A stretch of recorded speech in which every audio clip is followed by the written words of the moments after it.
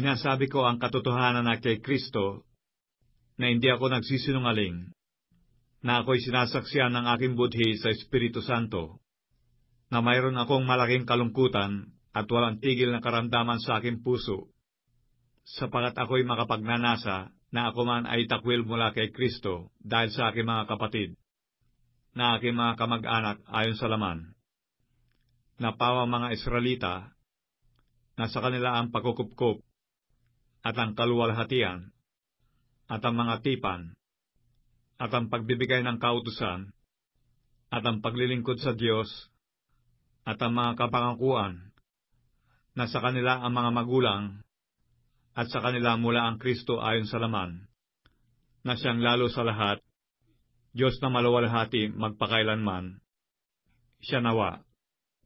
Datapwat, hindi sa ang salita ng Diyos ay nauwi sa wala, sapagat hindi ang lahat ng buhat sa Israel ay mga taga-Israel, ni sapagat sila'y binhi ni Abraham, ay mga anak na silang lahat. Kundi kay Isaac tatawagin ang inyong binhi. Sa makatwid, ay hindi mga anak sa laman ang mga anak ng Diyos, kundi ang mga anak sa pangako'y siyang ibibilang na isang binhi, sapagat ito ang salita ng pangako. Ayon sa panahong ito'y paririto ako, at magkakaroon si Sarah ng isang anak na lalaki.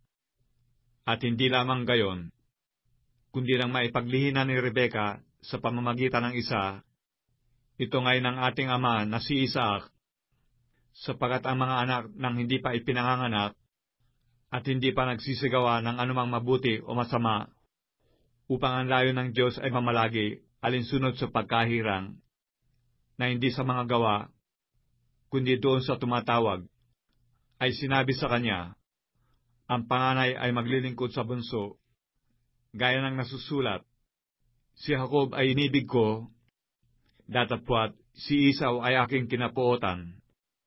Ano nga ang ating sasabihin? Mayroon baga kayang kalikuan sa Diyos? Huwag nawang mangyari. Sapagat sinasabi niya kay Moises, ako'y maaawa sa aking kinaawaan, at ako'y mahahabag sa aking kinahabagan. Kaya nga hindi sa may ibig, ni hindi sa tumatakbo, kundi sa Diyos na naaawa. Sapagat sinasabi ng kasulatan tungkol kay Paraon, dahil sa layong ito, ay itinaas kita, upang aking maihayag sa pamamagitan mo ang aking kapangyarihan, at upang ang aking pangalay maitanyag sa buong lupa. Kaya nga sa kanyang ibig siya'y naaawa, at sa kanyang ibig siya'y nagpapatigas. Sasabihin mo nga sa akin, bakit humahanap pa siya ng kamalian? Sapagat sino ang sumasalangsang sa kanyang kalooban? Ngunit, o tao, sino kang tumututol sa Diyos? Sasabihin baga ng bagay na ginawa doon sa gumagawa sa kanya, bakit mo ako ginagawang ganito? O wala bagang kapangyarihan sa putik ang magpapalyok, upang gawin sa isa lamang limpak ang isang sisidlan sa ikapupuri, at ang isa'y sa ikahihiya? Ano kung ang Diyos ay inibig na ihayag ang kanyang kagalitan, at ipakilala ang kanyang kapangyarihan, ay nagtiis ng malaking pagpapahinuhod sa mga sisidlang ng galit na nangahahanda na sa pagkasira, at upang maipakilala ang kayamanan ng kanyang kaluwalhatian sa mga sisidlan ng awa, na kanyang inihanda ng una pa sa kaluwalhatian, maging sa atin sa kanya namang tinawag, hindi lamang mula sa mga Hudyo, kundi naman mula sa mga Hintil, gaya naman ang sinasabi niya sa aklat ni Oseas, tatawagin ko ang aking bayan na hindi ko dating bayan, at iniibig na hindi dating iniibig.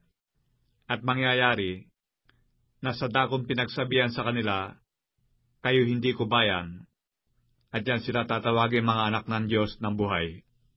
At si Isaias ay sumigaw tungkol sa Israel, kung ang bilang man ng mga anak ng Israel ay maging tulad sa buhangin sa dagat, ay ang nalalabi lamang ang maliligtas.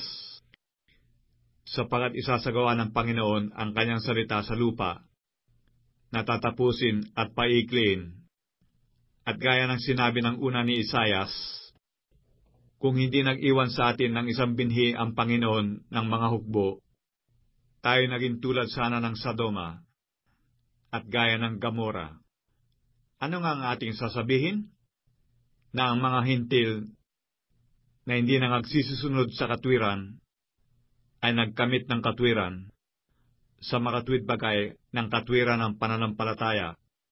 Datapwat ang Israel sa pagkasunod sa kautusan ng katwiran ay hindi umabot sa kautusan yan. Bakit? Sapagat hindi nila hinanap sa pamamagitan ng pananampalataya, kundi nang ayon sa mga gawa.